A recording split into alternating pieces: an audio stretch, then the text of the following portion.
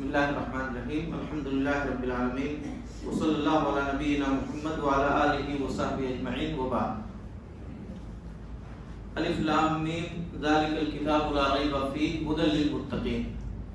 چونکہ قرآن مجید کا ذکر آیا اور کچھ آیتیں بھی پڑھی گئی ہیں جن کے سلسلے میں کچھ گفتگو کرنا ضروری تھا، تو میں مناسب سمجھتا ہوں چونکہ یہ مہینہ قرآن مجید کی تلاوت کا، قرآن مجید کے نزول کا مہینہ ہے.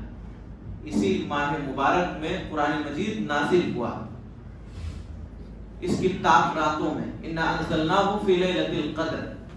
تو قرآن مجید کے سلسلے میں کچھ باتیں میں آپ حضرات کے سامنے عرض کر دیتا ہوں. دیکھیے، اللہ تعالیٰ کی یہ کتاب انتہائی عظیم، انتہائی مقدس اور انتہائی فائدے والی کتاب ہے. جو شخص بھی اس کتاب سے جڑ جائے گا، اس کی تلاوت کرے گا، اس کو پڑھے گا، اس کے معنی و مفہوم پر غور کرے گا، اس کی آیتیں یاد کرے گا، اپنے گھر میں اس کتاب کی تلاوت کو رواج دے گا، دنیا میں بھی وہ بڑا ہوگا، مرنے کے بعد بھی اسے فائدہ ملے گا اور آخرت میں بھی اسے فائدہ ملے گا. اور جو شخص اس کتاب کو چھوڑ دے گا، اس کو نہیں پڑھے گا، اس کتاب کی تلاوت نہیں کرے گا، اس میں غور و فکر نہیں کرے گا، اس کے احکام پر عمل نہیں کرے گا، تو دنیا میں بھی وہ رسوا ہوگا، مرنے کے بعد بھی اس کے لیے پریشانی ہوگی اور آخرت کے میدان میں بھی اس کے لیے ذلت و رسوائی. دیکھیے، یہ کتاب رفعت ہے، بڑے ثواب والی کتاب ہے. ایک حرف اگر آپ پڑھو گے، ایک حرف تو 10 نیکی. اور رمضان کے مہینے میں اللہ تعالیٰ انہیں اور بڑھا دیتا ہے، کئی 100 گنا بڑھا دیتا ہے. نبی کریم جناب محمد الرسول اللہ صلی اللہ علیہ وسلم نے فرمایا، من قرأ حرفا من کتاب اللہ، جس شخص نے کتاب اللہ کے ایک حرف کو پڑھا، فَلَهُ 10 حسنہ، اس کے لیے 10 نیکیاں ہیں. وَلَا أَقُولُ أَلِف لام میم حرف. اللہ کے نبی صلی اللہ علیہ وسلم کہتے ہیں، میں یہ نہیں کہہ رہا ہوں کہ الف لام میم یہ حرف ہے، بل الف حرف ولام حرف ومیم حرف. بلکہ الف ایک حرف ہے، لام ایک حرف ہے، میم ایک حرف ہے. الف لام میم آپ نے پڑھا تو آپ نے گویا کہ 3 حرف پڑھا، اور اس 3 حرف پر کم از کم آپ کو 30 نیکیاں ملیں. بڑے ثواب والی کتاب ہے. ابو امامہ باہلی رضی اللہ عنہ کی سنن نبی داؤد کی روایت ہے، نبی کریم جناب محمد الرسول اللہ صلی اللہ علیہ وسلم نے فرمایا، اقرؤوا القرآن، اے لوگوں قرآن پڑھو، قرآن پڑھو، فإنه یأتی یوم القیامت شفیعا لأصحابی. اس لیے کہ قرآن پڑھنے والے کے لیے قیامت کے دن سفارشی بن کے آئے گا. جب اللہ کے میدان، اللہ کے سامنے قیامت کے دن آپ کھڑے ہوں گے اور آپ کو ضرورت ہوگی کہ کوئی آئے اور اللہ کے سامنے سفارش کر دے، تو یہ قرآن کھڑا ہو کر کے سفارش کرے گا، پروردگارا یہ مجھے پڑھتا تھا، اس کی نگاہیں اسی اوراق پر ہوا کرتی تھی، میری آیتوں کی تلاوت کرتا تھا، اللہ اسے بخش دے. اللہ کے نبی جناب محمد رسول اللہ صلی اللہ علیہ وسلم فرماتے ہیں، اے لوگوں سورہ بقرہ اور سورہ آل عمران پڑھو، سورہ بقرہ اور سورہ آل عمران پڑھا کرو، اس لیے کہ یہ دونوں سورتیں کل قیامت کے میدان میں اپنے پڑھنے والے کے لیے دلیل ہوں گی، لڑیں گی اللہ کے سامنے. حضرات گرامی، یہ کتاب بڑی رفعت، بڑی بلندی والی کتاب، بڑے ثواب والی کتاب ہے. میں آپ کو بتاؤں، صحیح بخاری کا ایک قصہ ہے، صحیح بخاری میں مذکور ہے، لمبا قصہ ہے. ایک چھوٹا سا بچہ ہے، نام ہے عمرو ابن سلمہ. اس بچے کا نام عمرو ابن سلمہ ہے، 5-6 سال کا بچہ ہے. ابھی اسلام کا ابتدائی زمانہ ہے، شروع وہی جب اسلام شروع ہوا. یہ عمرو ابن سلمہ کا گھر راستے کے کنارے تھے، بالکل ان کے گھر کے بغل میں راستہ، ادھر سے لوگ گزرتے تھے. تو جب مدینہ کا قافلہ گزرتا، اللہ کے نبی صلی اللہ علیہ وسلم پر جو ایمان لائے تھے صحابہ ادھر سے گزرتے، تو جو قرآن کی آیتیں انہیں یاد ہوگی وہ پڑھتے ہوئے جاتے تھے. یہ بچہ شوق سے اتنا کہ وہ دیوار کے کنارے آ جاتا، راستے کے قریب آ کر کے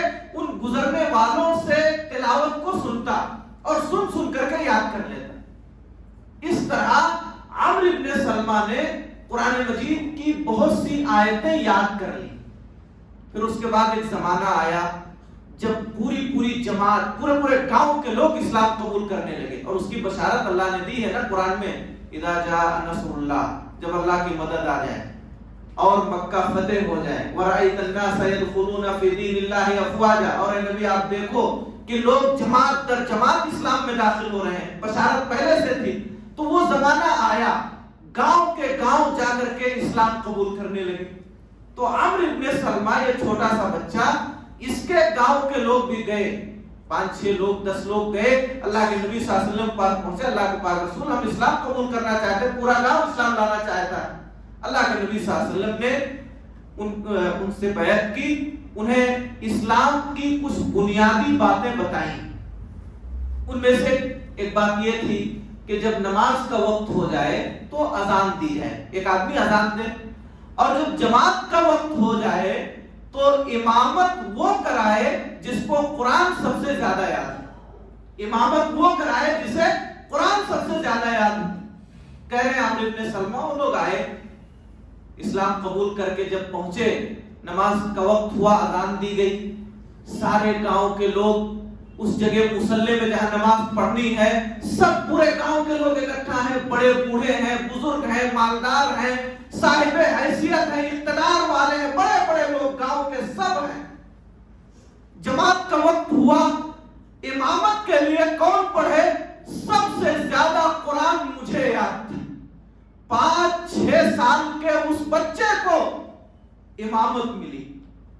گاؤں کے تمام بزرگ اس کے پیچھے نماز پڑھ رہے ہیں, گاؤں کے مالدار اس کے پیچھے نماز پڑھ رہے ہیں, گاؤں کے بڑی برادری کے لوگ سارے لوگ پیچھے ہیں, اور ایک چھوٹا سا بچہ امامت کرا رہا ہے, 5-6 سال کا بچہ, اس لیے کہ اس کو قرآن سب سے زیادہ یاد ہے. حضرات گرامی, اگر قرآن سے جڑ جائیں, آپ قرآن یاد کر لیں, اللہ کی اس کتاب کو اپنے سینوں میں محفوظ کریں, آپ کو امامت ملے گی, آپ کو ذمہ داریاں ملیں گی, آپ کو مقام و مرتبہ ملے گا, گاؤں کے تمام لوگوں پر آپ کو فوقیت ملے گی. یہ کتاب رفعت ہے, بلندی والی کتاب ہے, اس سے عروج ملتا ہے. سنن نبی داؤد وغیرہ کی روایت ہے, حضرت عمر فاروق رضی اللہ تعالیٰ عنہ کی خلافت کا زمانہ ہے. نافع ابن الحارث رضی اللہ عنہ, عمر فاروق رضی اللہ تعالیٰ عنہ نے نافع ابن الحارث کو مکہ کا گورنر بنایا. خلیفہ ہے, ان کے والی, مکہ کے ذمہ دار, ان کو بنا دیا. عمر فاروق رضی اللہ تعالیٰ عنہ کا کچھ دنوں کے بعد گزر مکہ سے شمال کی جانب 80 کلومیٹر کی دوری پر ایک جگہ ہے عصفان, اس کا نام ہے. مقام عثمان سے حضرت عمر فاروق رضی اللہ عنہ کا گزر ہوا. تو چونکہ وہ خلیفہ ہیں, مکہ کا جو والی اور ذمہ دار ہے وہ ان کے ماتحت ہے, اس لیے وہ وہاں پہنچے ان سے ملنے کے لیے. تو نافع مکہ سے 80 کلومیٹر دور گئے ہیں, اور اسلام کا ایک طریقہ ہے, اسلام میں ایک نظام ہے کہ کوئی بھی ذمہ دار شخص اگر گاؤں چھوڑ کر کے کہیں جا رہا ہے تو اپنی جگہ پہ کسی کو بنا کے جائے, نائب بنا کر کے جائے, تاکہ کوئی دشواری نہ ہونے پائے. تو یہ گئے ہیں ملنے کے لیے. عمر فاروق رضی اللہ عنہ سے ملاقات ہوئی. ملاقات کے بعد حضرت عمر فاروق رضی اللہ عنہ نے پوچھا, نافع مکہ میں کس کو بنا کے آئے, کس کے سہارے پر چھوڑ کے آئے ہو, تم مکہ کے گورنر ہو, آخر مکہ کی گورنری کس کو دے کے آئے ہو؟ تو انہوں نے کہا کہ خلیفہ وقت میں نے ابن ابزا, عبد الرحمن ابن ابزا کو ہم نے وہ ذمہ داری دی ہے جو ہمارے آزاد کردہ غلاموں میں سے ایک ہے. ایک غلام کو مکہ کا والی بنا کے آیا. حضرت عمر نے اعتراض کیا, ارے کوئی آزاد نہیں تھا, کیوں ان کو بنا دیا؟ کہا نافع نے کہ خلیفۃ المسلمین انہ قاری لکتاب اللہ, اس لیے بنایا ہے کہ وہ اللہ کی کتاب کے قاری, اللہ کی کتاب قرآن کے قاری ہیں, قرآن پڑھنے والے ہیں, قرآن اپنے سینے میں محفوظ کرنے والے ہیں, اس لیے ان کو میں مکہ کا گورنر بنا کے آیا. حضرات گرامی, اس کتاب سے اگر غلام جڑ جائے, خادم و نوکر جڑ جائے تو ذمہ دار بن جائے. حضرت عمر فاروق رضی اللہ عنہ نے کہا ان اللہ یرفع بهذا الكتاب اقواما ويضع به آخرین. اس موقع پہ کہا کہ اللہ تعالیٰ اس کتاب کے ذریعے سے کچھ لوگوں کو رفعت اور بلندی دیتا ہے اور کچھ لوگوں کو اس کتاب کے ذریعے سے ذلیل و رسوا کر دیتا ہے. جو اس کتاب سے جڑتے ہیں، اس کو پڑھتے ہیں، اس کی تلاوت کرتے ہیں، اسے یاد کرتے ہیں، اپنے بچوں کو یاد کراتے ہیں، اپنے گھروں میں اس کی تلاوت کو رواج دیتے ہیں، اس پر عمل کرتے ہیں، اللہ انہیں بلند کر دیتا ہے. اور جو لوگ اس کتاب کو چھوڑ دیتے ہیں، اس کو پڑھتے نہیں ہیں، اس کی تلاوت نہیں کرتے، اس پر عمل نہیں کرتے، اس پر غور و فکر نہیں کرتے، اللہ انہیں ذلیل و خوار کر دیتا ہے. صحابہ کرام کو جو رفعت اور بلندی ملی تھی اسی کتاب کے ذریعے سے ملے تھے. وہ معزز تھے زمانے میں مسلمان ہو کر، اور ہم خوار ہوئے تاریخ قرآن ہو کر. آج گھروں سے گانے کی آواز آتی ہے، میوزک کی آواز آتی ہے، فلمیں دیکھی جاتی ہیں، بہت ساری خراب چیزیں ہمارے گھروں سے ان کی آوازیں آئیں گی. ہماری مائیں بہنیں موبائلوں میں دنوں رات لگی رہیں گی، ہمارے نوجوان موبائلوں میں لگے رہیں گے، طرح طرح کی ویڈیو، فوٹو، آڈیو سنیں گے، دیکھیں گے، لیکن توفیق نہیں ہوتی کہ قرآن مجید کی 2-4 آیتیں پڑھ لی جائیں. یہی ہماری ذلت و رسوائی کی وجہ ہے. اگر ہم نے قرآن کو چھوڑ دیا، یاد رہے نقصان میں رہیں گے. جب ہم مر جائیں گے قیامت، اس میں قبر میں ہم جائیں گے جو آخرت کی پہلی منزل ہے.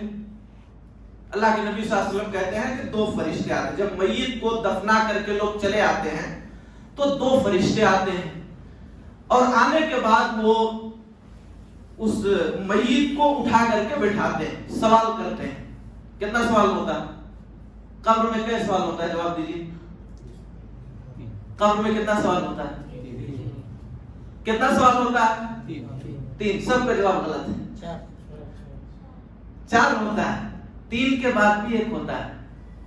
من ربو کا، تمہارا رب کون؟ ربی اللہ. نیک آدمی ہے تو بولتا میرا رب اللہ.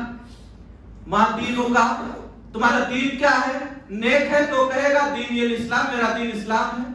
من نبیوں کا، تمہارے نبی کون ہے؟ نبی محمد، میرے نبی محمد صلی اللہ علیہ وسلم ہے. یہ وہ جواب دیتا ہے. پھر وہ فرشتہ پوچھتا ہے تم نے اس کو جانا کیسے؟ صحیح بخاری کی روایت ہے. وما یدری یا وما علمک، تمہیں ان سوالوں کا جواب معلوم کیسے ہوا؟ پھر وہ جواب دیتا ہے قرأت کتاب اللہ. کیا جواب دیتا ہے؟ میں نے اللہ کی کتاب پڑھی، اس پر ایمان لایا، اس میں جو لکھا ہوا تھا اس کی تصدیق کیا، اس لیے جواب ہمیں معلوم. حضرات کرام دیکھیں، قبر میں بھی اگر ہم سوالوں کا صحیح جواب دینا چاہتے ہیں تو اس کتاب کو پڑھنا پڑے گا. اور اس کے بعد اگر وہ آدمی مجرم ہے، گنہگار ہے، خطاکار ہے، فرشتوں کے ہر سوال کے جواب میں وہ کہے گا ہاں لا ادری، ہائے افسوس مجھے نہیں معلوم. میرا رب کون ہے؟ مجھے نہیں معلوم. میرا دین کیا ہے؟ ہائے افسوس مجھے نہیں معلوم. میرے نبی کون ہے؟ نہیں معلوم. میں نے لوگوں کو کہتے ہوئے سنا تھا، کہہ دیا، مجھے نہیں معلوم. فرشتہ کہے گا لا دریتا ولا تلیتا، نہ تو تو نے جاننے کی کوشش کی، نہ تو نے قرآن مجید کی تلاوت کی، تجھے معلوم کیسے ہوگا؟ ہم اگر چاہتے ہیں کہ قبر کا یہ مرحلہ ہمارے لیے آسان ہو جائے، فرشتوں کا جواب ہم صحیح انداز میں دینے جائے، تو اس کتاب کو طاقوں کی زینت نہیں سینے کی زینت بنائیے. اس کتاب کو الماریوں میں سجانے کے بجائے اپنے ہونٹوں پہ سجائیے. نگاہیں موبائلوں پہ نہیں، اس کتاب پہ ہونی چاہیے. آپ پڑھیے، 1 آیت پڑھیے، 2 آیت پڑھیے، آدھا صفحہ پڑھیے، 1 صفحہ پڑھیے. معمول بنائیے. جن گھروں میں یہ کتاب پڑھی جائے گی شیطان وہاں سے بھاگ جائے گا. اس گھر میں شیطان رہ ہی نہیں سکتا جس میں اس کتاب کو پڑھا جائے. آپ پڑھ کے دیکھیے تو کہیں نہیں جانا پڑے گا آپ کو تعویذ بنوانے، کسی عالم کی ضرورت آپ کو نہیں ہوگی. آپ پڑھیے قرآن، اس کی تلاوت کیجیے، آپ کی تلاوت سے سارے شیاطین و جنات آپ کے گھروں سے بھاگ جائیں گے. اللہ کے نبی صلی اللہ علیہ وسلم نے فرمایا سورہ بقرہ پڑھو اپنے گھروں میں. جس گھر میں سورہ بقرہ کی تلاوت ہو شیطان اس میں نہیں رہ سکتا. آخری بات، مرنے کے بعد کا مرحلہ جنت و جہنم کا مسئلہ ہے. ایک لمبی روایت ہے، اس کا آخری ٹکڑا ہے. اللہ کے نبی صلی اللہ علیہ وسلم نے فرمایا من جعلہ امامہ قادہ الی الجنہ ومن جعلہ خلف ظہرہ ساقہ الی النار. جس شخص نے اس کتاب کو اپنے سامنے رکھا. سامنے کیوں رکھتے ہیں؟ پڑھنے کے لیے. ایک آدمی من جعلہ امامہ, جس نے قرآن کو اپنے سامنے رکھا ہے, اس کو پڑھا, اس کی تلاوت کیا, اس میں غور و فکر کیا, اس پر عمل کیا, قادہ الی الجنہ, یہ کتاب اس کو جنت تک لے جائے گی. یہ کتاب قائد ہوگی, رہنمائی کرے گی, اس کو لے کر کے راستہ بتائے گی. کوئی پریشان ہونے کی ضرورت نہیں, ہم آگے آگے چل رہے ہیں, ہمارا پیچھے چلو. قادہ الی الجنہ ومن جعلہ خلف ظہرہ, اور جس شخص نے اس کتاب کو اپنی پیٹھ کے پیچھے رکھ دیا, یعنی پڑھا نہیں, تلاوت نہیں کیا, غور و فکر نہیں کیا, اس میں اس پر عمل نہیں کیا, ساقہ الی النار, تو یہ کتاب اس کو ہانکتے ہوئے جہنم میں لے جائے گی. دیکھیے ایک جگہ ہے لفظ قادہ, ایک علمی چیز بتا دوں, ایک جگہ ہے لفظ قادہ جہاں یہ ہے کہ قیادت کرے گی. عام طور پر جب آپ کسی کو کہیں لے جانا چاہیں اور وہ نہ جانتا ہو تو آدمی آگے ہوتا ہے, آپ پریشان نہ ہو, میں آپ کے آگے چلتا ہوں, میرے پیچھے آئیے. تو جنت میں جب لے جانے کی بات آئے گی تو قرآن قیادت کرے گا, آگے آگے چلے گا, جنتی کو کوئی پریشانی نہیں ہوگی. اور جہاں جہنم میں لے جانے کی بات آئی وہاں کا ساقہ, ساقہ یسوقو کے معنی ہانکنا. جانور جب سرکشی کرتا ہے, نہیں جانا چاہتا, تو آدمی اس کے پیچھے ہو جاتا ہے اور اس کو مارتا ہے, ڈانٹتا ہے, ڈھکیلتے ہوئے اس کو لے جاتا ہے. ایسے ہی جب جن لوگوں کو جہنم میں جانے کا فیصلہ کر دیا جائے گا تو بڑی آسانی سے نہیں جائیں گے, ان کو مارتے ڈھکیلتے ہوئے لے جایا جائے گا. قرآن بھی انہی میں سے ہوگا, ان کو ہانکتا ہوا, مارتا ہوا جہنم کی طرف لے جائے گا, اس لیے کہ قرآن کو لوگوں نے چھوڑ دیا. تو حضرات گرامی, یہ کتاب بڑی مقدس, بڑی عظیم, بڑی بلندی اور رفعت والی کتاب ہے.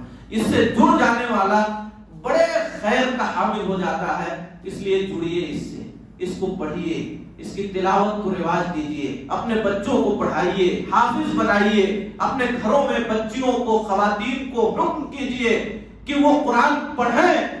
انشاءاللہ گھر میں خیر و برکت کا نزول ہوگا. اللہ تعالی ہم سب کو ان باتوں کو سمجھنے کی اور ان پر عمل کرنے کی توفیق عطا فرمائے. پروردگار عالم ہمیں اللہ تعالیٰ کی اس کتاب کی تلاوت کرنے کی زیادہ سے زیادہ توفیق عطا فرمائے.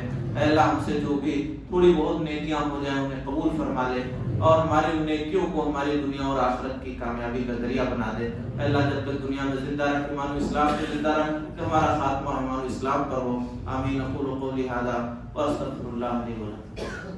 جیسا کہ کہا محترم نے, اگر